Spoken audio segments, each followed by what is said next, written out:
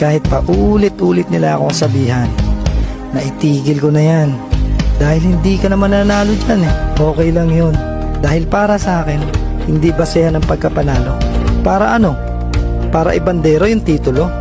Dahil ito raw ang basehan ng pagkapanalo. Meron nga dyan na nanalo. Pero ang tanong, lumaban ba ng pareho? Para lang maihani ang pangalan sa mga iniidolo. Gagawa ka ng milagro? Umuwi lang ang ibon, matatawag ko ng panalo para sa akin yun. Dahil hindi lahat ng mga nagkakalapate nagagawa yun.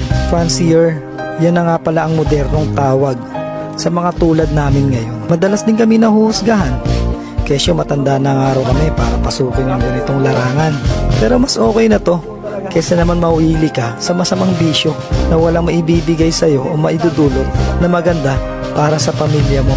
Dito rin ako natuto paano maging responsable dahil hindi